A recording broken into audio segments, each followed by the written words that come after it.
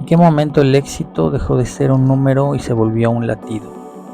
Imagina un mapa donde el tatami, la corte, la sala de juntas, una pista de carreras, una caída en paracaídas. ¿Tú te atreverías a librar esos límites con la misma pasión? Si cada meta naciera primero en tu mente, vista, olida, sentida, y eso repetido una y otra vez, ¿cuánto más cerca estarías de alcanzarla? Y si el fracaso no fuera caída, sino la curva que afina tu trayectoria. Visualiza un liderazgo que aprendes del discípulo tanto como del maestro. ¿Qué tan lejos crees que llegarías con tu equipo? Pregúntate también antes de seguir viviendo si estás listo para imaginar, sentir y conquistar, empezando desde dentro. Todo esto en una entrevista en la que nos comparte JJ su filosofía de vida dentro del marco de los fracasos, los éxitos y las experiencias. JJ, ¿cómo tú te presentas y cómo te defines como el abogado, como el instructor de Jiu-Jitsu, como el empresario? O sea, si alguien viene y te dice, yo soy JJ y, o sea, ¿cuál es la rama central de tu existencia, por así decirlo? Yo creo que como una carta, llamémosle así, de presentación en donde llego y si alguien, si con alguien tengo que interactuar y decir quién es JJ, yo creo que lo primero que podría decir es alguien con ánimo de más, que lo que pongas enfrente, más. Llámese un ámbito deportivo, llámese un ámbito empresarial, un ámbito de crecimiento intelectual. JJ, yo creo que la suma de muchos más que han venido a lo largo de mi vida. Más deporte, más distintos deportes, más aprendizaje en distintas ramas, en distintos bloques. Entonces, ¿qué puede ser JJ? Un vato que está buscando más. ¿En qué?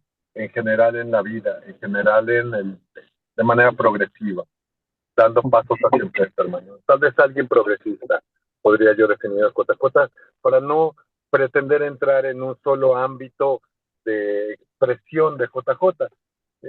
Sí. Es un vato que va a más. Ok. Más o menos.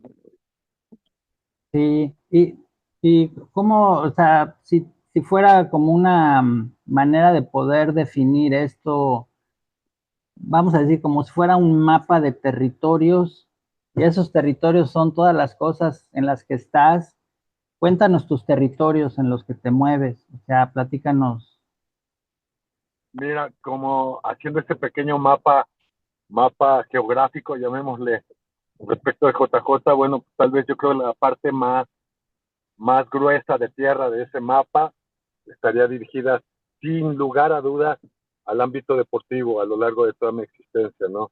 Desde chamaco en los deportes comunes, de pelota, de equipo, con los compañerillos de la escuela, hasta hoy en día, a los 53 años, sigo siendo competidor de Jiu-Jitsu y de diversas ramas en el arte marcial. Entonces, si hacemos un mapa conceptual de JJ, la parte más gruesa de tierra está dirigida hacia el ámbito deportivo, al crecimiento deportivo.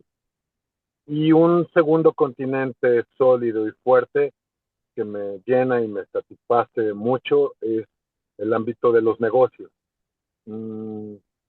La creación, la instauración, el generar un nuevo proyecto empresarial es, considero que mi segundo territorio sólido, mi segundo continente. Y de ahí derivamos otros tantos bloques de tierra sólida fuerte, de menor tiempo de dedicación, de menor estudio, pero igual de intensos, como por ejemplo el pertenecer a diversos grupos sociales, como grupos sectarios a los que pertenezco, como grupos deportivos y grupos empresariales a los que pertenezco, ¿no? Todos esos bloques, con todo y que son igual de intensos que el más grande, les dedico tal vez un poco menos de espacio. Mi crecimiento, tanto intelectual como espiritual, son un tercer continente muy importante. Y yo creo que ahí se entremezcla la parte mental en ese mismo continente porque pues, son intangibles, ¿no? La espiritual, la mental, la energética. Ese continente lo nutro mucho, frecuentemente. Yo creo que esa es la base, Morris, de la creación de todo el mapa, la parte mental. Va. Más Y o menos. no, sí, está interesante. También me hace pensar, o sea, yo sé que estuviste, por ejemplo, en el carrera de motos de pista, ¿no? Por Sí. ejemplo, bueno, en el jiu-jitsu, lo de tu carrera de abogado, de empresario y otras tantas cosas que me platicaste, ¿no? Que también, paramédico o sea, cuen- estaría padre como que platicaras todo lo otro y quizá como poder ahondar un poco en cosas que son como disímiles, o sea, como lo de la abogacía con el jiu-jitsu y cómo una cosa tan disímil con respecto a la otra, cómo se podrían decir que no sé si es la palabra, que se alimenta una de la otra o una se pelea con la otra o cómo llevas el mundo así con tantas actividades y tantas cosas. Como con la diversidad de escenarios, tal vez podría ser, ¿no? Exacto. Ajá. Fíjate que lo considero más bien un solo bloque, Morris. Lo podría yo como razonar un mismo individuo en diferentes fiestas. Por ahí hay un dicho muy simpático que dicen, es el mismo, la misma torta, pero con diferente queso. Entonces, voy un poquito al razonamiento de que si tú te desenvuelves en un ámbito, sea cual sea, deportivo, empresarial, espiritual, el que sea, y lo desarrollas a un grado intenso, un grado de, de alta conciencia en lo que estás, ni siquiera alta conciencia, un grado consciente de lo que estás ejecutando, entonces te encontrarás a ti mismo ubicado dentro de ese acto en su mayor potencialidad, en tu mayor potencialidad. Luego entonces, si cambio de escenario y del jiu-jitsu me transito a una venta de oficinas o a una asesoría de un divorcio o me invitas a tirarme en paracaídas o a hacer un buceo de profundidad, evidentemente va a ser el mismo JJ con la misma intensidad, con la misma dedicación y el mismo nivel de conciencia en la ejecución de ese algo, sea lo que sea. Luego entonces me dices, ¿cómo es que ligas el motociclismo con el jiu-jitsu y con la abogacía? Lo ligo con el nivel de intensidad y conciencia que desarrollo cada una de las actividades. Luego entonces, el JJ intenso, que te puede atacar un pie o un cuello o que pretende romperte un brazo, es exactamente el mismo nivel de intensidad cuando me piden que haga una recuperación contenciosa de un crédito porque mi cliente le debe millones de pesos. O en cualquier otro escenario, que es lo que me da este clic de una misma cosa, es el sistema de conciencia o la mecánica de pensamiento empleada en A, en B, en Y y en Z. En todo lo que hagas, en todo lo que hago más bien, le imprimo o le inyecto esa gama de tonalidades en el juicio, en la carrera de motos, en el descenso de downhill, en una escalada en roca. Entonces, si tú tienes esa claridad de ejecución en A o en B, sales de pelear jiu-jitsu y sales con esa adrenalina y esa intensidad y entonces al día siguiente terminas un juicio o de defender a alguien en un tribunal y sales con la misma intensidad. Luego entonces eres la misma cosa desempeñándote en cada uno de los pétalos de la flor. Ok. Más o menos. Sí, no, suena muy bien. También me surgió ahorita pues como una pregunta de cuándo o en qué momento te planteaste hacer, o sea, como este diseño de vida. ¿Hubo un momento de cuando estabas muy joven que decías, yo voy a hacer esto y voy a hacer esto, voy a hacer esto? ¿O fue algo que se fue dando? ¿Cómo pasó? Te voy a decir una cosa, ahorita me remontas a, a esos momentos en los que tal vez tuve que generar alguna toma de decisión para sí o no hacer algo, es más, para continuar haciéndolo, si es que me llegó a suceder de manera fortuita, que muchas cosas así sucedieron. Ejemplo, yo tenía mi motocicleta, la agarraba, me alocaba y salía los fines de semana a correr en la carretera. Tremenda locura. Y en algún momento de esa historia tuve la oportunidad de conocer a algún buen mentor en el ámbito de motocicletas, al buen Javier Ávila, y me dijo, no, JJ, no corramos en la calle, corramos en una pista. Entonces, ahí tuve que generar una toma de decisión. ¿O sigo siendo un vago corriendo en las calles o ahora me dedico de manera profesional a ejecutarlo? Oye, pero es carísimo. Sí, caray, sin lugar a dudas. Y entonces, ¿cómo te vas a comprar una moto de carrera y pagar un traje y pagar la gasolina y pagar los viáticos y pagar todo? Es exactamente esa intensidad la que te orilla, la que te impulsa y la que te coloca en el punto en donde llegas y dices, no tengo moto, no tengo remolque, no tengo camioneta, no tengo un traje, y de repente ¡tim! Llega y en cuate te dice, toma, te presto este traje. Y el otro cuate te dice, oye, yo estoy enfermo, no tengo la oportunidad de correr esta fecha, ¿no te interesaría correr en mi moto? Esa es la historia de mi primera carrera en moto. El vato que iba a correr en su propia moto se enfermó y dijo, no, no puedo. Y el capitán del equipo dijo, oye, ¿no te interesa? Nomás es un palomazo de primera vez. Y me cayeron todos los elementos solitos. ¡Ay, qué buena suerte! Pocas veces le acredito a la suerte los eventos maravillosos que me suceden. Se los acredito a la oportunidad bien aprovechada.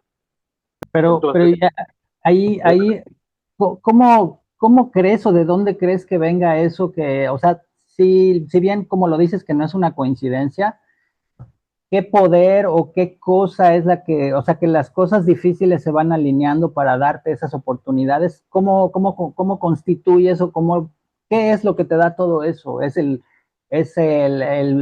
nada más como un golpe fortuito de la suerte o hay algo detrás de eso? ¿Qué es? yo pienso que sí, Morris. Hay una frase súper interesante que me ha llamado la atención ya por años, que, que es medianamente trillada, pero la conclusión es maravillosa porque dice que todos los sueños que soñamos se pueden volver realidad. Y yo digo, wow, qué romántica frase, ¿no? Qué linda frase que nos motiva, ¿no? Sin embargo, encuentro en esa frase una motivación demasiado superficial, porque no deja de ser romántica. Todo lo que sueñes se va a volver realidad. ¡Wow! ¡Qué bien! Ya lo soñé, no ha sucedido. Yo tengo una conclusión para esta frase. Todo lo que sueñes despierto se puede convertir en realidad. Entonces allí implicamos o ahí agregamos a este sistema un nuevo, un nuevo elemento. ¿Cuál? Despierto. Ups, qué palabra tan ruda.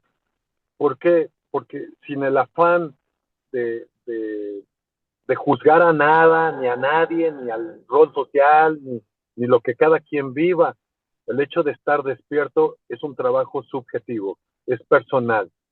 Entonces, si yo quiero lograr algo bajo mi experiencia o bajo la práctica que yo he realizado y que a la fecha me ha funcionado, es eso, el soñarlo despierte. Mi sistema imaginativo se detona y de ahí viene acompañado de una lógica y justicia, y entonces el resto, como decía un viejo amigo que corría motos, el resto, JJ, déjaselo a Dios. ¡Wow! ¡Qué interesante! ¿Cómo que se lo deje a Dios? Sí, ten fe en que sucederá. En serio, sí, en serio. Al tiempo me cayó en las manos el libro del secreto y me pareció bastante simpático ver que poniendo en un tablero, en una pizarra de corcho, la foto de la casa, el viaje, el coche que quieres, al paso del tiempo, ¡pum!, suceden las cosas. No estoy del todo convencido que así sea la mecánica. Sin embargo, sí lo considero como un buen principio para decir, ¿qué quieres? No lo vas a soñar con los ojos cerrados. Tal vez sí con los ojos cerrados, pero en conciencia. Entonces, si tú detonas tus ideas en un ámbito de conciencia y te mantienes en ese segundo término de stay hungry, mantente hambriento, sucede. No es un caso de magia del destino, ni tampoco el hecho de que sea practicante de algunos ámbitos esotéricos o metafísicos me den esas capacidades y esos poderes para decir que suceda. No es verdad. Lo que me ha dejado un ámbito súper claro de que sí sucedan las cosas, no hay otra. El ámbito imaginativo, la proyección interna combinada entre mentalización y emocionalización. Emocionalizar el evento mental es lo que genera la creación en la realidad palpable. Entonces, reitero mi frase inicial, todos los sueños se vuelven realidad, solo los que sueñas despiertos. He soñado mucho despierto, entonces soñé ser piloto de carreras de motos y lo logré. Y fui campeón en varias ocasiones de diversas categorías.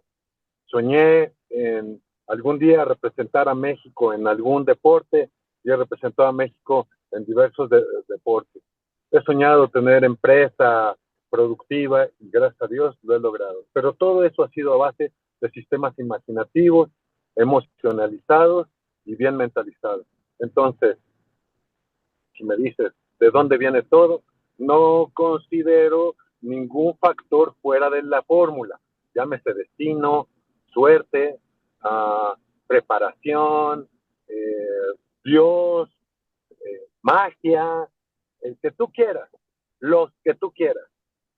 Pero mi base radica en la imaginación, emoción y pensamiento.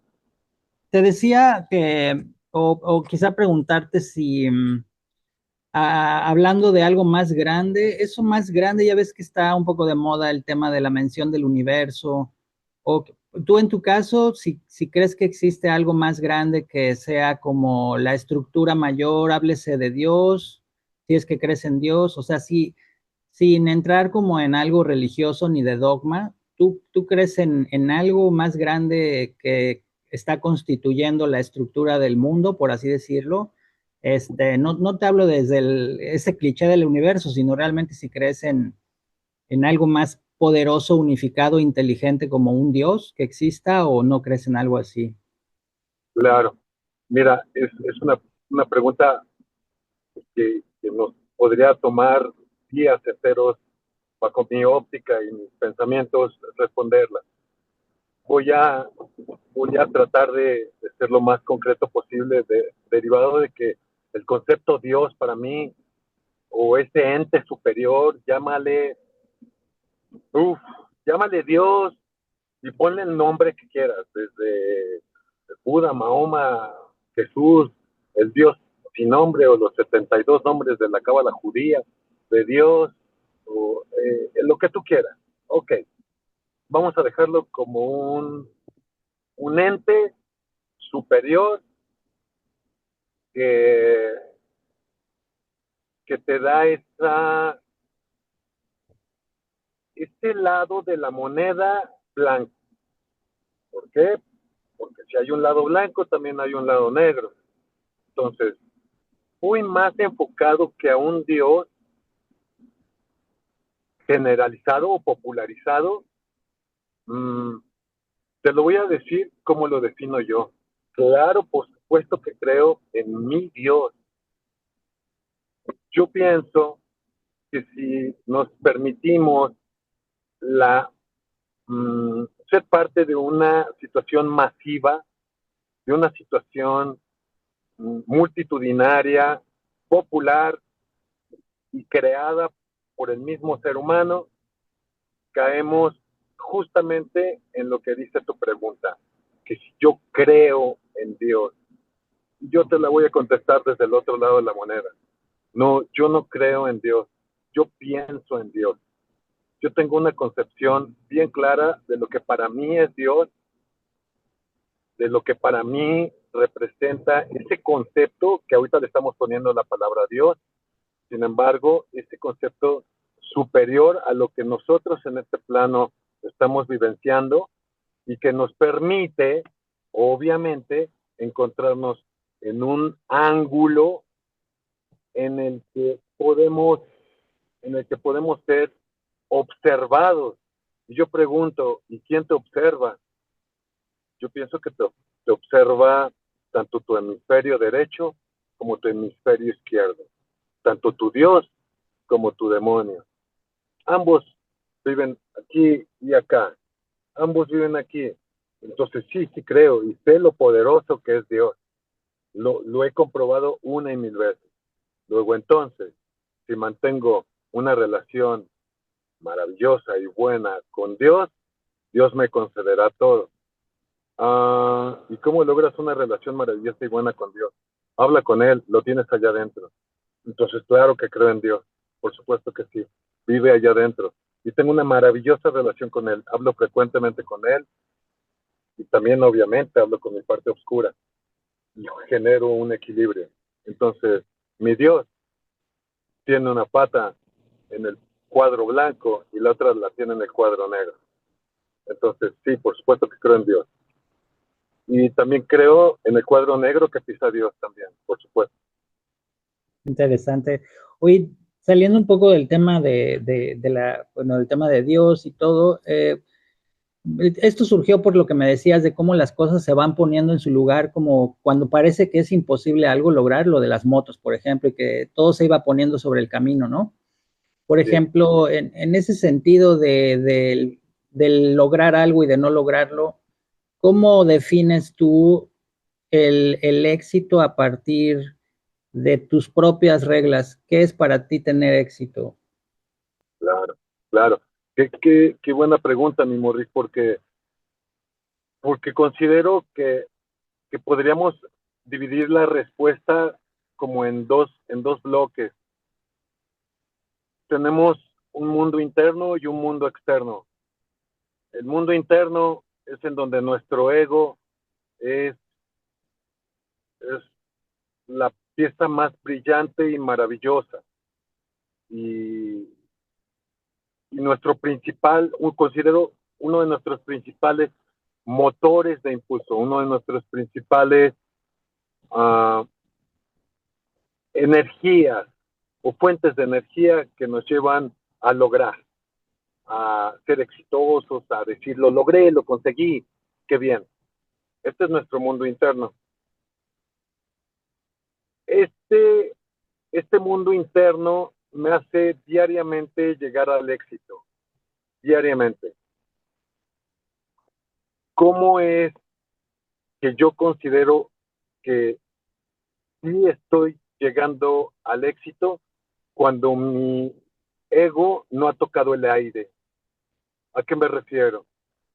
En el momento en el que yo expreso un logro, un alcance que haya tenido, una cosa que adquirí, lo que sea, en el momento en que lo que tengo dentro se expresa, para mí se rompió el éxito.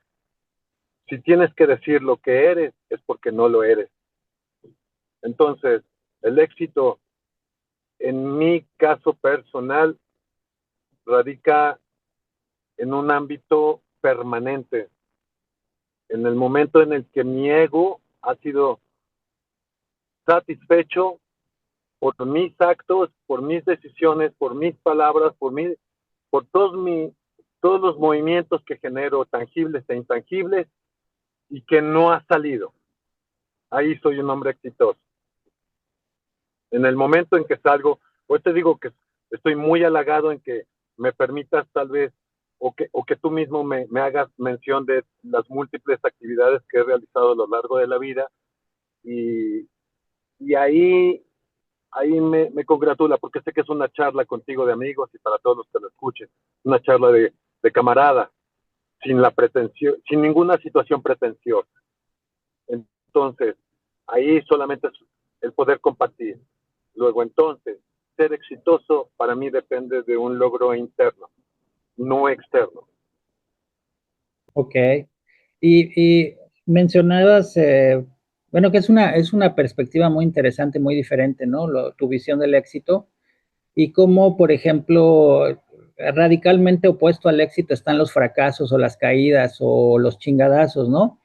¿Cómo, cómo nos podrías dar una opinión sobre tus fracasos o sobre la visión del fracaso, pero no desde la derrota, sino desde una reconversión de una caída para volver y regresar? Porque yo te veo a ti como, no te lo digo así de forma hueca, pero pues sí te veo como un guerrero, ¿no? Como alguien que pelea, o sea, que está peleando día con día por lo que hace y todo. Entonces, cómo es? O sea, ¿cómo haces tú? ¿Le das la vuelta al fracaso? ¿Lo reconviertes? ¿O qué uso le das a esa Yo, materia? sí, eh, mira, así como hablamos de la parte luminosa en el tema del éxito, que, y que considero que poder expresar, en el momento en que expresas el éxito, bajo mi óptica, pierde un alto porcentaje para tus adentros, hacia el inside. En el caso del fracaso, lo considero exactamente el lado opuesto, en la otra punta de la misma cuerda, el otro nudo del otro lado de la cuerda. Entonces le doy un tratamiento muy similar. ¿Por qué? Porque entonces, si yo fracaso y genero la expresión de esta situación, no es otra cosa más que, sin lugar a dudas, mi victimización. Luego entonces, el fracaso lo entiendo como un aprendizaje claro que me queda dentro y que en el momento en que lo expreso, se pudre, se jode, me deja de dar ese, ese conocimiento que la experiencia vivida me debe de dejar. ¿Por qué? Porque en el momento en que lo expreso, me victimizo y le resto valor a esa experiencia vivida y al conocimiento que me dejó. Entonces, si tanto tu éxito como tu fracaso los vives internamente, considero que la proyección hacia afuera no la necesitas hacer verbal, como te lo dije hace un rato. Si tienes que decir lo que eres es porque no lo eres. Entonces yo puedo decir, ah, qué tonto, cometí un error, perdí, fracasé, perdí la pelea, perdí la carrera, perdí un juicio, perdí un cliente, me caí en una escalada, qué tonto, qué mal. Mm, no, no es, bajo mi óptica, la manera correcta de gestionar o de lidiar el éxito. Me preguntas, ¿cómo es que te repones o cómo es que te levantas de un fracaso? Um, no considero necesario levantarte de ningún sinsabor o de ningún sal y pimienta que lleva la vida. Ejemplo, hoy en día, dentro de mi ámbito empresarial, eh, tengo una cadena de centros de negocios que alcanza más de 12, 14 centros de negocios tengo. Entonces, ¿qué pasaría si en alguna etapa, en algún momento de mi vida, por alguna situación circunstancial ajena a mí, ¡pum!, pierdo todo? Pierdo los negocios, pierdo las casas, pierdo los autos, pierdo todo. Entonces mucha gente dice, bueno, pues ni modo, a empezar otra vez de cero. Y sí lo voy a lograr y sí con ese ímpetu y demás. Bajo mi óptica, por supuesto que no vas a empezar ni de chiste de cero. Ya traes un bagaje experimentado y cultural y social y técnico y lo que tú quieras, ya logrado. Entonces, de cero no empiezas. Primera. Segunda, no estás empezando, más bien estás continuando tu vida. no te estás levantando, simplemente sigues. Mucha gente lo considera como una caída, como un ¡pum! Me hundí en un pozo y ahora necesito reconstruirme. Si cambias la visión y solamente desechas el sentimiento de arraigo, porque muchas veces el fracaso está ligado 100% al arraigo. ¿Qué quiere decir? Vengo siendo campeón absoluto y nunca nadie me ha ganado. Un día me ganan y entonces el arraigo a esta sensación de campeón absoluto me obliga a que esta pérdida no sea un aprendizaje, sino una victimización. Y entonces pierde total valor y total potencia la experiencia vivida y el conocimiento que te dejó. Luego entonces, así como el éxito, el fracaso, son elementos que se viven de manera interna, es un trabajo interno. El ser exitoso, no necesito decir que soy exitoso. Si soy un fracasado, júralo por Dios que tampoco necesitaría decirlo. Cualquiera se daría cuenta. Entonces, ambos conceptos los lidio de manera interna, los gestiono de manera interna. El resto no hay necesidad de expresar. Y qué buena visión, qué interesante lo que dices. Y pensando, por ejemplo, en esta, o sea, entiendo bien la postura que tienes sobre el éxito, pero hablando de una manera, vamos a decir, como muy concreta y muy humana, ¿en qué Sí. momento fue cuando tu primer momento de decir, la estoy rompiendo? O sea, ya entiendo que no sin estarlo cacareando para afuera, pero que tú para adentro te dijiste, no, hombre, yo ya estoy haciendo algo chingón, algo grande. ¿Cuándo fue eso? Te voy a decir, y fíjate que ahorita me baja así el rayito de luz a la cabeza y te voy a decir en qué momento me sentí muy orgulloso y muy satisfecho de decir, oh, lo logré, qué maravilla. En el momento en el momento en el que pude compartir un conocimiento, hermano. En ese momento me sentí un tipo exitoso y que ese conocimiento transmitido a alguien más le funcionó. Dije, hey, quiere decir que entonces lo hiciste bien tú y hacerlo bien tú al transmitirlo a otra persona le funcionó bien. El éxito de otra persona me congratula. Bueno, está bastante, o sea, fíjate, es otra óptica, ¿no? De lo que te decía que por lo regular está muy cimentado el éxito como a los logros económicos, ¿no? Y todas estas cosas. Ahora, Sí, ahí desde ese punto de vista, bueno, obviamente con todos los recursos que tienes, que entiendo, pues en cierto modo son también tangibles en lo que es, pues, la economía, los recursos económicos, las palancas, llámese pues desde el conocimiento hasta el tema legal o el tema de todos los recursos que están girando como una especie de maquinaria.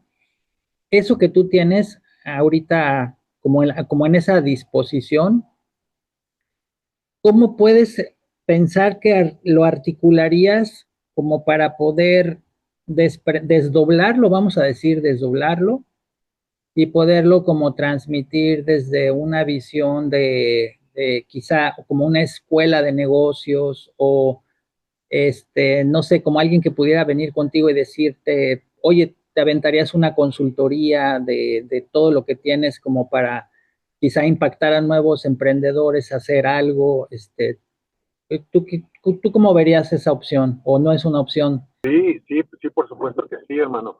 Fíjate que dentro del ámbito empresarial en donde me desenvuelvo, me es muy frecuente o muy común que los clientes que se acerquen a mí sean emprendedores, sea gente nueva en este ámbito empresarial y vienen con una serie de carencias y de ausencias de conocimiento en donde por más que lo intenten, pues les va a ser complicado por esa misma falta de experiencia. Entonces, si tú me dices cómo es que podría yo dar, llámale consultoría, una opinión o tal vez compartir alguna vivencia de cómo es que hoy en día puedo sentarme dentro de este ámbito socioeconómico, llamémosle así, con cierta comodidad. Voy a reiterar la idea de hace un par de preguntas. Sin lugar a dudas, tus sistemas de imaginación, la semilla primigenia para un logro, bajo mi óptica, es la imaginación. Una imaginación acompañada de una visualización, una mentalización clara y de una emocionalización. Entonces, me dices, ¿cómo le podrías tú decir a alguien, oye, para lograr un cierto alcance económico o empresarial o deportivo o hasta personal, cómo es que tú podrías decirle a alguien que se encamine hacia esa ruta correcta para lograrlo? Te lo puedo decir con estas 3 palabras: imagina, visualiza y emocionaliza. Una cuarta: repite, mantralízalo. Entonces, tal vez suene demasiado intangible, porque podría resultar cómodo una fórmula matemática en la que te diga, tienes que levantarte a tal hora y tienes que hacer esto y lo otro. Hay por ahí en el rol social hoy en día un libro maravilloso que se llama Hábitos Atómicos y que resulta no otra cosa más que una maravillosa compilación de la vieja escuela de enseñanza. Hazlo, levántate temprano, empieza poco a poquito, hazlo diario, no aflojes, don't give up. Entonces, todas esas pequeñas sumas de un ladrillito y otra piedrita y otra más son las que van construyendo este camino hacia lo que cualquier persona en un ámbito social podría llamar éxito. ¿Qué hago para que eso me suceda a mí? Cierro la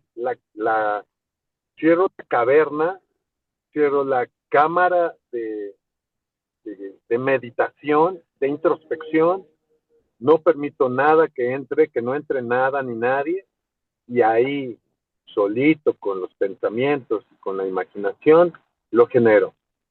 Si no están todos los elementos, me ha sucedido que no sucede. Puedes pedirlo día y noche, llorar y arrancarte las vestiduras, pero si te falta el incrustar la emoción, no va a suceder. Si te falta incrustar la imaginación con los más mínimos detalles, con esa perfecta y absoluta claridad de que yo quiero unos tenis rojos con suela negra y agujetas amarillas, los tienes que visualizar con esa claridad y sentir que los traes puestos, y la emoción que te genera, es decir, chequen mis tenis rojos con suela negra y agujetas amarillas. Esa emoción que te genera es el motor. Es eso, sumado a la visualización, a la concentración y a la repetición, y una y otra vez. Ahí están los hábitos atómicos. Sí, levántate todos los días y haz 10 lagartijas. ¿Qué me va a dejar eso? Nada. Claro que sí. Después de 365 días vas a haber hecho 35.665 lagartijas. ¡Wow! ¿Qué pasa si en tu cabeza le dices a tu cerebro A, B, C, hoy, mañana y los próximos 363 días del año? Y no se lo digas una vez, díselo todas y cada una de las veces que puedas a lo largo de tus 24 horas. Entonces, súmale, multiplícale. Cada hora tiene 60 segundos, cada hora tiene 60 minutos, 60 segundos, una hora. Y ahí te vas a hacer la suma de todo lo que representa 365 días. Y con que la gente dice, pero es que, ¿qué me va a dar de beneficio? Mentalizarlo, pensarlo, llevarlo a un ámbito de meditación. ¿Para un día, 2 días? No, el truco es la perseverancia.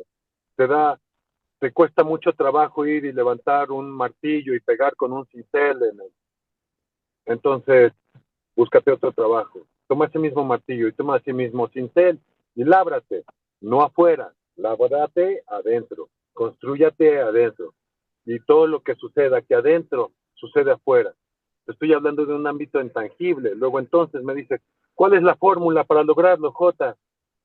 Meterte a la pista, caminarla, imaginar por dónde vas a pasar, cada una de las curvas, salir de la pista, irte al pit, sentarte en una silla, cerrar los ojos e imaginarla una y otra y otra y otra. Entonces, cuando entras a la pista y te dicen bandera verde, ¡pum!, tu mente ya está acostumbrada a esa sensación, a esa curva, y ya la ve como familiar. ¿Quieres ser millonario? Pórtate como millonario. Vístete y habla como millonario. Arregla tu recámara como millonario. Sé un hombre pulcro como un millonario. Sé un hombre inteligente. Entonces, ¿qué me va a dejar eso? Si habla como millonario, si se viste como millonario, y si camina como millonario, es lo mismo que como un pato. Si tiene pico de pato y camina como pato y es amarillo como un pato y hace cuac cuac como pato, seguramente es un pato. Entonces, ¿de dónde parte todo para esa larga secuencia de logros? Del centro. He ahí el nombre de la academia, centro, de la parte más íntima de tu ser, misma que es intangible. La parte más profunda del ser humano no existe en una tangibilidad, no existe en este plano físico. La parte más sublime es la que nos hace llegar al cielo o al infierno, es tu decisión. Interesante que también me hiciste pensar en lo de la academia que mencionas, ¿no? Lo de centro. En cierto modo, sé que te convertiste, bueno, recibiste hace no mucho tu cinturón negro, ¿no? Felicidades por eso, es un súper logro. Y es muy difícil lograr algo en un tema del jiu-jitsu, es muy larga la carrera, ¿no? Para lograrlo. Es decir, es mucho entrenamiento, muchas horas. Y además de eso, tú, tú con este logro, entiendo que ya eres un instructor, ¿no? También estás transfiriendo, ¿no? El conocimiento del jiu-jitsu, que además es maravilloso, que fue ahí donde te conocí. Y, y pensando en esta materia del jiu-jitsu, que siempre lo he visto como un cubo de rugby, ¿no? Como infinito, o sea, las posibilidades son infinitas. Sí. Esta acción del jiu-jitsu y ahora de tu centro de entrenamiento y también el tema de transmitirlo, ¿cómo lo ves desde un punto de vista de liderazgo? ¿Tú te consideras o te ves como un líder en eso? Creo que sí sería demasiado arrogante de mi parte el colocarme cualquier título, hermano. En realidad, eh, preferiría colocarme dentro de como de un mindset, de un sistema de pensamientos en el que lejos de generar un liderazgo, eh, pretendo generar como más bien una comunión con, con las personas que tengo a mi alrededor por decisión. Hay una frase muy interesante que me parece acertada para esta pregunta, para este comentario que me hace. Dicen que uno es lo que las 5 personas más cercanas a tu entorno tienen. Entonces, yo volteo a mi alrededor y veo quiénes están. Me considero un hombre con ciertas características progresistas. Me considero un hombre con mis particularidades. Luego, entonces, las personas que decido estén a mi lado o cercanas a mí o que yo esté cercanas a ellas, son personas que gozan o que tienen un sistema tanto de pensamientos como de ejecución similares a los míos.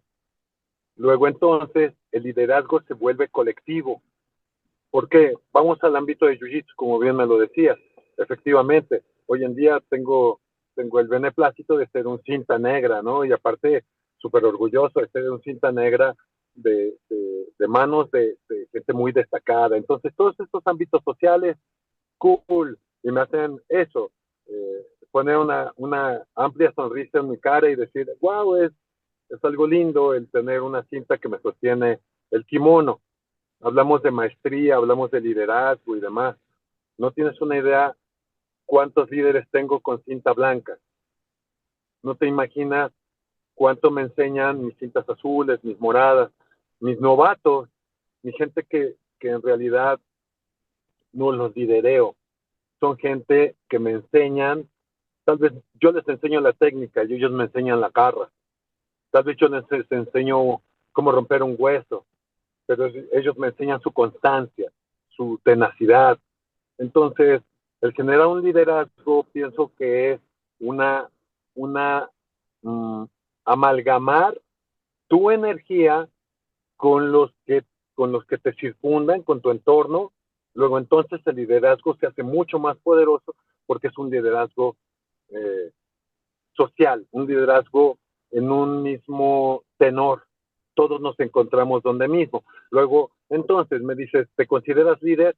Me considero parte de un liderazgo comunitario, llamémosle así, o social, en donde prefiero estar cerca de aquellos que tienen mis principios, mis ideales, mis metas, y luego entonces solo coadyuvo con ese liderazgo mmm, cósmico, generalizado. Sí, Entonces, sí, dímela. no, no, no, o sea, sí me hiciste pensar, qué interesante visión la de la colectividad a partir de ejercer el liderazgo y no desde como el tema alfa, ¿no? El equipo alfa o el líder unificado que solo es el que se reconoce a sí mismo, sino desde una visión colectiva. Considero que la verdadera misión, llámese de un líder o de un maestro, de un guía, de alguien que se encuentra en la punta de la flecha, más que, más que de guiar o de ponerle el pie uno adelante del otro a tu alumno o a tu seguidor o a tu admirador, pienso que va mucho más dirigido el trabajo hacia la evidenciar los puntos de progreso y crecimiento que tienen los demás en la búsqueda de ese logro común. Hablemos de la paz. Si hablamos de este concepto tan universal, ¿con quiénes me reúno yo?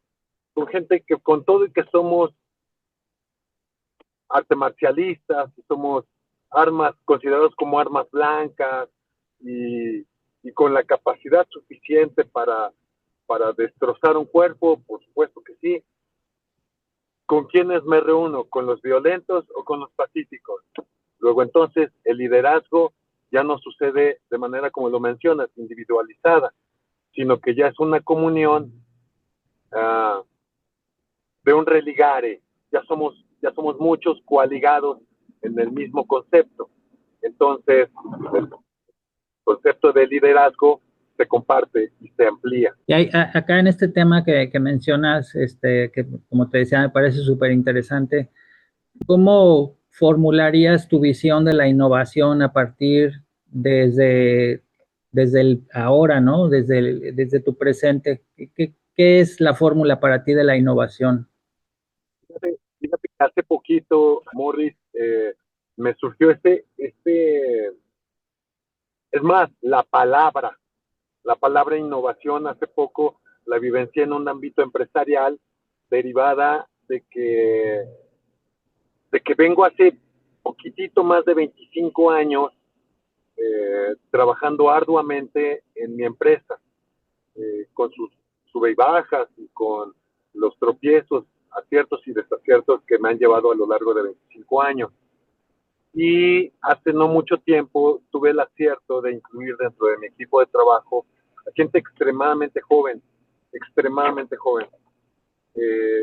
Y vienen con esta palabra tatuada en la frente, innovación, ¿no? Ese es su estandarte más elevado, innovación. Considero que el tema de innovación está completa y absolutamente ligado a tu capacidad de apertura y de adquisición de nuevos conocimientos. Si nosotros nos estancamos dentro de los estatus conocidos, dominados y cómodos, seguiremos siendo igual de fuertes y poderosos. Sin embargo, si incrustamos este concepto de innovación, y te comentaba que incluía gente tan joven, que hoy en día mi empresa ya tiene tintes de inteligencia artificial y que ya tengo nuevos alcances, y eso está derivado única y exclusivamente de ese ánimo de progreso permanente. Si tú te permites el control, si tú le cedes el control al ego, entonces vas a desechar cualquier posibilidad de innovación, de reinvención, de progreso. ¿Por qué? Porque lo que tú dices y como lo dices es lo correcto. Y lo que dicen los nuevos, ay, no sé, estas nuevas escuelas, que, no, permítetelo. Permítete ser un ente de mente amplia. Y libre de recibir. Sí, estoy de acuerdo. Ligado a este tema de la innovación, ¿cómo formulas quizás serían dos preguntas? O sea, el tema de propósito, el propósito, tomando en cuenta que ahora el propósito como que es algo que no existe o no lo ves, ¿no? Como que la gente no se formula muchas veces el tema del propósito en la vida, pero tú, por ejemplo, como tu propósito sigue siendo el mismo de antes, o sea, ¿qué es lo que te hace brincar de la cama para salirte? Eh, o, o, o qué cambios ha habido en tu propósito de cuando empezó todo a ahorita? Mira, yo considero que este tema del propósito de vida, de igual manera es un tema demasiado, demasiado pretencioso, considero yo, porque si en un determinado espacio de tu tiempo, de tu línea de vida, determinas que A o B o C es tu propósito, considero que entonces se genera una limitación brutal de la potencialidad que podrías llegar a desarrollar en cualquier otra cosa que sea el otro lado de la moneda de eso que tú definiste. No sé, yo quiero ser un supercampeón en el downhill, en las bicicletas, y ese es mi propósito en la vida y me aferro y voy sobre el objetivo y no voy a quitar nunca mi visión de ahí. Ahí está mi más poderosa intención. Cool, bien, muy buen camino, muy buena decisión. Hay un libro maravilloso que con toda su simplicidad nos da una enseñanza increíble. ¿Quién se ha llevado todo mi queso? Habla de un experimento con ratones en donde todos los días, a la misma hora, bajo la misma ruta del laberinto, les ponen en un tubo el queso. Y todos los días van al queso. Y todos los días llegan al mismo punto, al mismo tubo, y encuentran queso.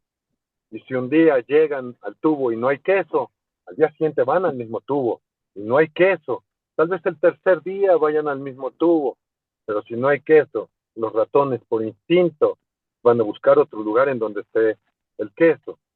En el caso del ejemplo que ponía de la persistencia en una determinada actividad, en un determinado propósito, considero que es estar buscando, después de una serie de insistencias, el queso en el mismo tubo cuando ya viste que no lo hay. Pero tú dices, no, sí, este es mi propósito de vida y lo tengo que lograr. Hey, bro, allá al lado hay otros tubos. ¿No te gustaría tal vez incursionar?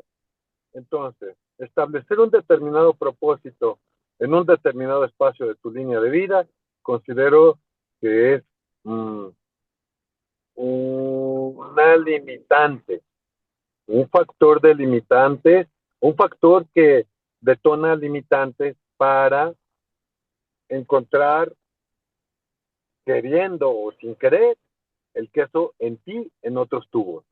Entonces, no me limito a ser buzo, espeleólogo, corredor de motocross, corredor de pista, downhill, jiu-jitero, paracaidista, empresario.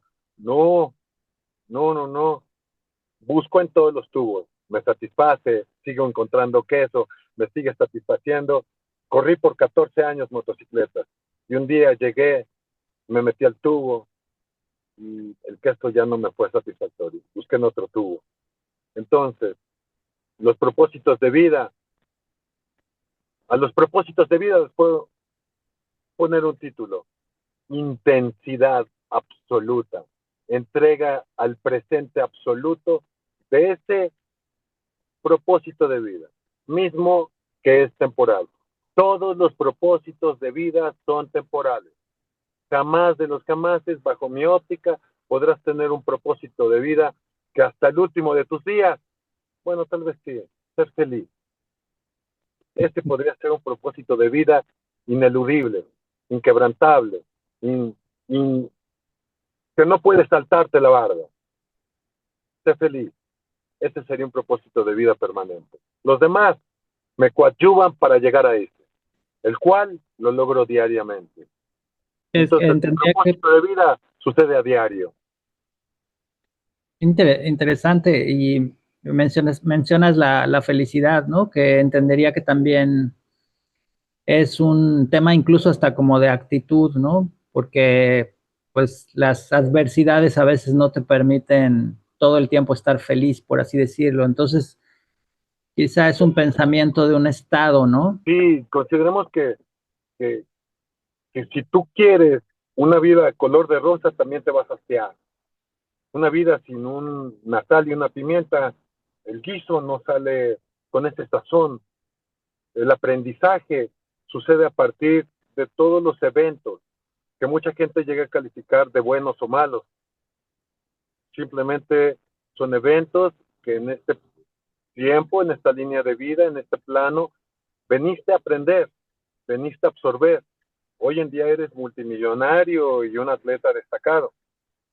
Ya de mañana, en otra línea de tiempo, en otra línea de vida, bajo mis creencias, bajo mis expectativas y pensamientos, probablemente vengas a experimentar el ser paupérrimo y la enfermedad. Y son experiencias que acumulas en tu almanaque personal de espiritual, que al tiempo, a lo largo de todos esos ciclos de reiteración y de aprendizaje, van sumando. Hoy aprendo a ser blanco, mañana aprenderé a ser negro. Entonces, todo esto no es otra cosa más que una larga suma. Qué bellísimo gato, hermano. Es el gerente de aquí de la oficina. Vino a hacer acto de presencia, a bien Sí, vibrar la entrevista, hermano. sí. Pasa la Oye, casa. me, Ya. no quiero, pues digo, también sé que estás un poco ocupado, te quiero hacer, No, estoy 100% para ti, carnal. muchas gracias. Una cosa que me hiciste pensar a partir de como todo este juego de la vida y de lo de la felicidad y todo, ¿qué cosas dentro de lo que no, o sea, tratando de traducir cuáles son tus no negociables? ¿Qué quiere decir eso? Quiere decir algo que no dejas pasar, o sea, llámese un trato, llámese algo, no sé, puede ser una mentira, una traición, qué cosas no perdonas, no en el sentido de no perdonarlo, pero que no dejas pasar, como esa agua no la dejo pasar. ¿Qué es eso? Sí, tocaste un tópico bien interesante, el tema del perdón. Eh, Más bien, eh, encuentro una serie de conceptos o de situaciones o de eventos o de conductas o de lo que tú quieras, que lejos de que yo las permita o no, porque hay muchas que no dependen rotunda y definitivamente de mí, ¿no? Como una mala conducta de un empleado mío. No sé, se robó clientes, se los llevó. Es una traición terrible y me afectó económicamente y, y estoy en una situación de crisis derivada de una tercera persona. Bueno, ante una situación de esa naturaleza, no es que yo no lo tolere o no es que no lo permita. Hablábamos hace rato de las experiencias vividas. Em, ¿Qué sucede cuando algo, sea lo que sea, te impacta y no te agrada y te deja con un pésimo sabor de boca y dices, no, no, esas son de las cosas imperdonables para mí? Bien, lo estás viendo desde un ámbito en el que tú mismo le estás asignando el valor suficiente de un daño o de una afectación hacia ti. Ojo, ahí, si yo lo expreso, me victimizo. Si yo lo asimilo, como cuando vas a un torneo de jiu-jitsu y pierdes porque te hicieron una barra de brazo, vas a aprender que un brazo estirado es un brazo entregado. Entonces, ¿qué es lo que sucede con este mismo razonamiento? Si yo lo considero un elemento terrible y desafortunado, pues entonces eso será algo pésimo y algo que no quiero que me vuelva a suceder y no lo voy a permitir. Sin embargo, si le damos la vuelta a la moneda y lo vivencio y lo entiendo y lo asimilo como una experiencia vivida que me deja un conocimiento de ese hecho, luego entonces no me permito caer dentro de los mismos eventos, a menos que me sean eventos o placenteros o productivos. Dice un profesor de Jiu-Jitsu que siempre me saca una sonrisa con sus comentarios. Alguien le preguntó, profe, ¿y cuál es la mejor manera para escaparte cuando te han tomado la espalda? Y se quedó pensando un buen rato, unos instantes, y le contestó, la mejor manera para escaparte de la espalda es no permitir que te tomen la espalda. Entonces, ¿qué sucede con la experiencia vivida? Te deja un conocimiento, te deja una, una línea de eventos o de situaciones, de circunstancias que van a hacer que te tomen la espalda. Si tú haces ese movimiento, te van a tomar la espalda. ¿Te gustó? No, no me gustó. Ok, entonces no eches en saco roto la experiencia vivida, concientízala, interiorízala, hazla tuya y entonces sí. Vamos a ver si quieres regresar a que te tomen la espalda. No, ok. Entonces no transites la misma ruta. Entonces, si tú me dices, ¿qué es lo que no perdonas? No perdono muchísimas cosas. Perdón, no las perdoné en algún punto. Hoy en día las perdono. ¿Por qué? Porque no dejo que me tomen la espalda. Muchas veces me remito a un pensamiento bien básico. ¿Qué hubiera hecho mi abuelo en esta situación? Híjole, yo creo que mi abuelo no hubiera llegado a esta situación. Chin. Bueno, y si sí hubiera llegado, ¿qué hubiera hecho? ¡Pum! Tajante, se acabó. ¿Le volvería a suceder a tu abuelo? No lo creo, no lo creo. ¿Por qué? Porque ya aprendió. Luego entonces, tus imperdonables son de una vez. ¿Cuál sería uno de mis imperdonables? No es para los demás, es para mí. Caer nuevamente en la misma, en tropezarme otra vez con la misma piedra. Y ya sabes, somos el único animal que lo logra, ¿no? Tropezarnos con la misma piedra. Ese es uno de mis imperdonables. No lo señalo hacia allá. Cuando señalo para allá con un dedo, tres me están señalando a mí. Estos de acá me señalan a mí. Entonces, si un imperdonable para mí es tropezarme con la misma piedra. Lo que hagan los demás, pues, que se los perdonen ellos mismos. Yo no permito caerme dentro de la misma piedra y me caigo y no me lo perdono. Eso no me perdono. Eh, pues no voy a robarte mucho más tiempo, voy a ir Con mucho gusto, un poquito Morris, como lo que necesites. gracias, como a un cierre. Creo que se me fueron algunas preguntas, pero te quería Dale, preguntar, hermano, dale. tú que estás enterado de muchas cosas en el ámbito legal, vamos a decir, ¿cómo qué cosas ves en México que pudieran ser un cambio disruptivo para el sistema social y económico? Y si pudieras hacer algo al respecto, ¿qué harías o qué serías o qué podrías proponer para que hubiera un verdadero? No te hablo desde el tema de esperar a que el gobierno haga algo, ¿no? O sea, si pudieras tener injerencia en este sistema que vivimos, ¿qué crees que pudieras hacerse para hacer una corrección de ruta?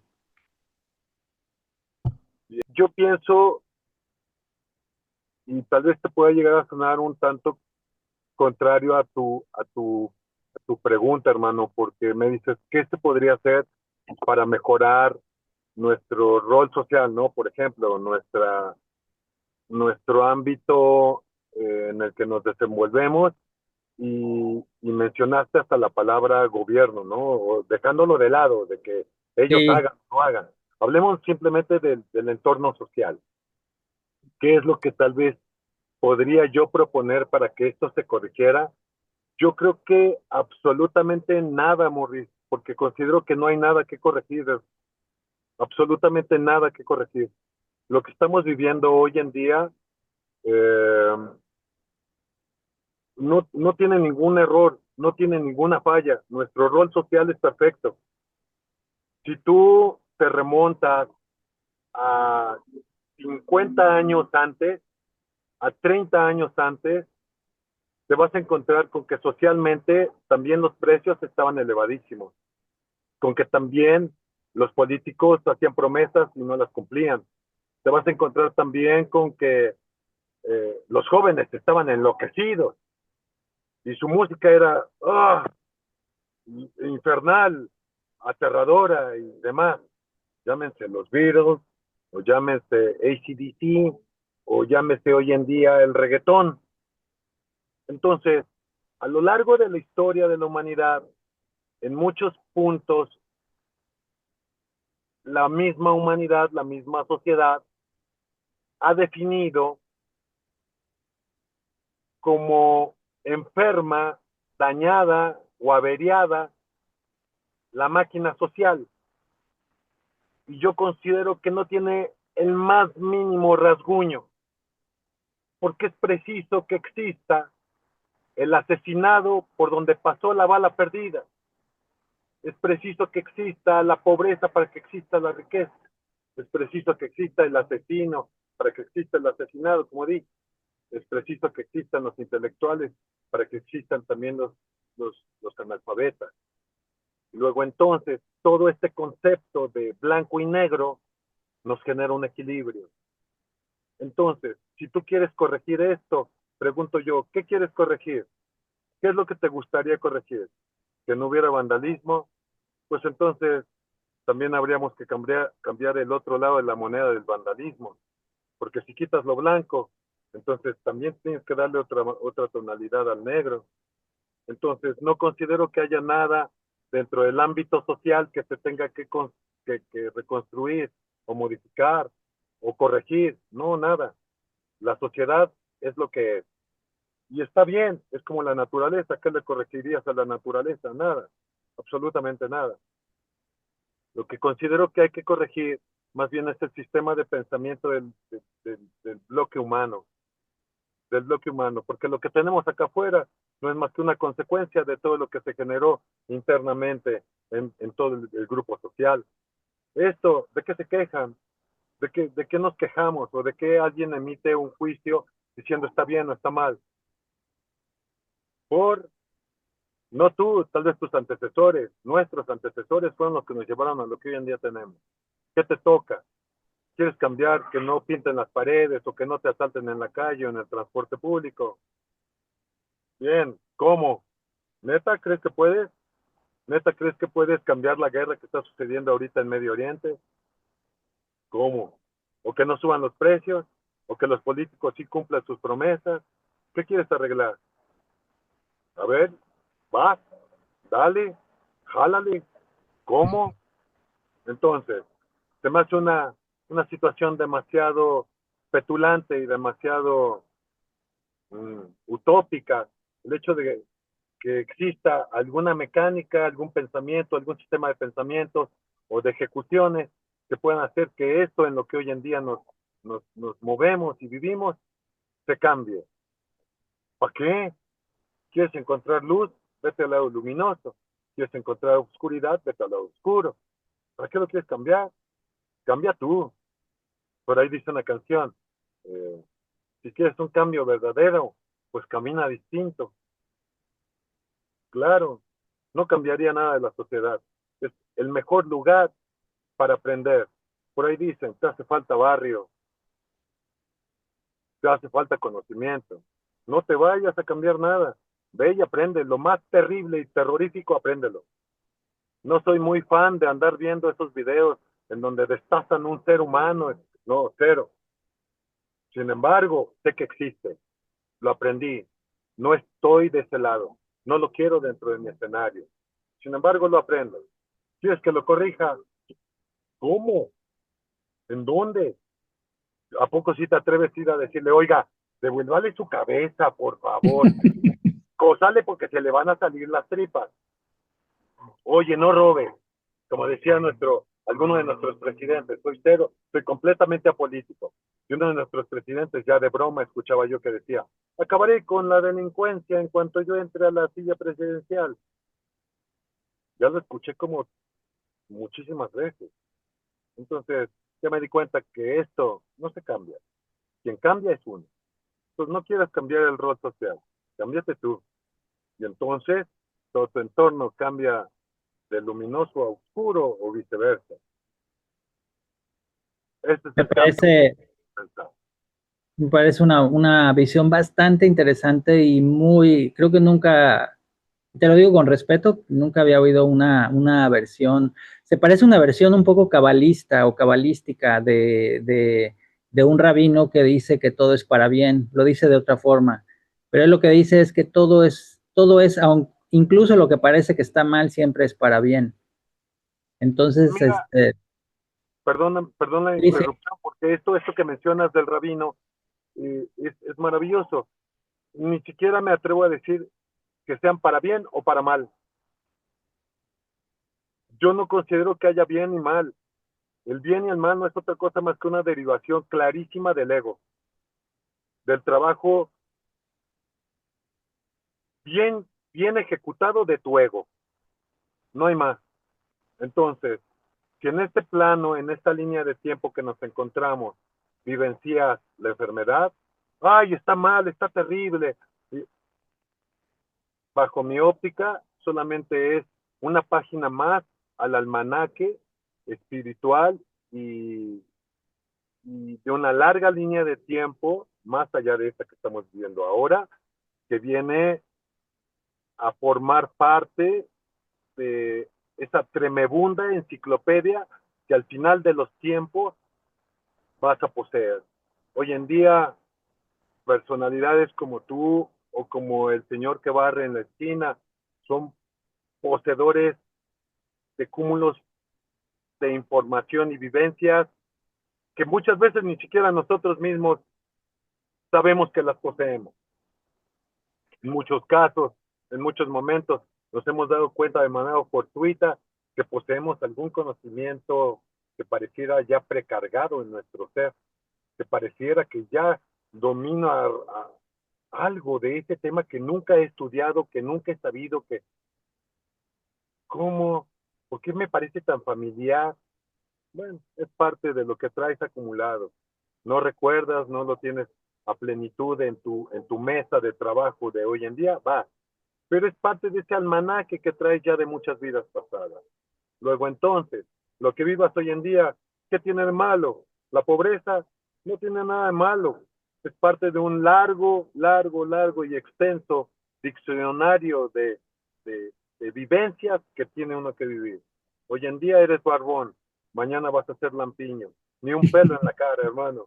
Entonces, la experiencia de ser barbón, hoy la tienes, y la tienes ultra consumada. es tuya, te pertenece. Te has hecho la barba de todas las maneras que se te ha ocurrido. El día de mañana probablemente no tengas uno solo. No te preocupes, esa experiencia ya es tuya. Luego entonces, no tiene nada de malo, con todo y que tu barba en algún punto la pudiste haber llegado a considerar como algo malo, porque te agarraba yo el kimono, te jalaba el kimono y me arrancaba medio kilo de barba. Entonces dices, ¡oh!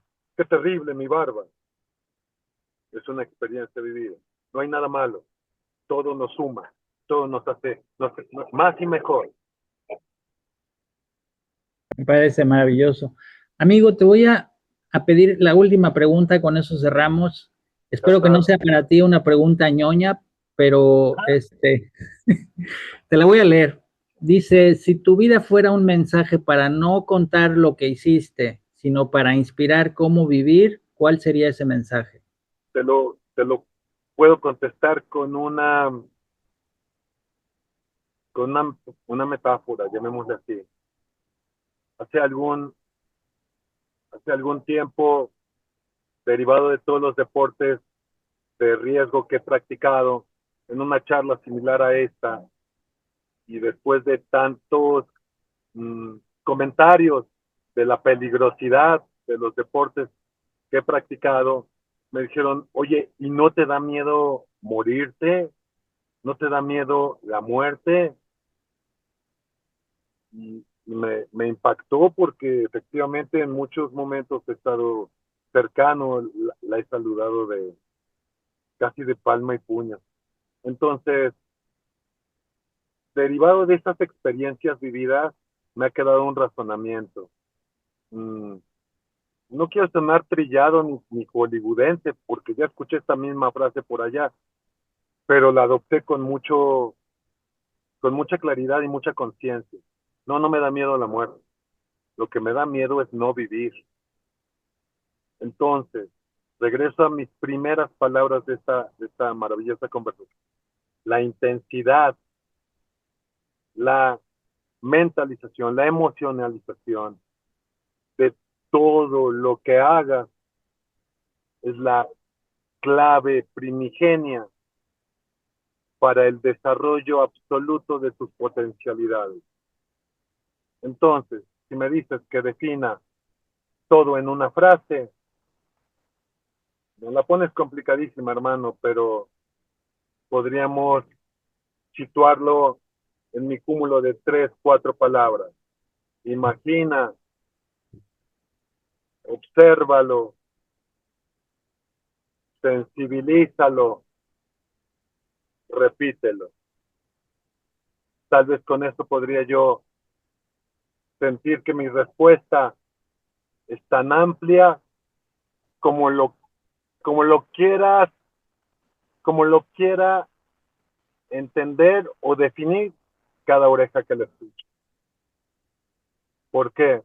Porque no es lo mismo mi perseverancia, mi imaginación, mi emocionalidad que la tuya o que la de cualquiera.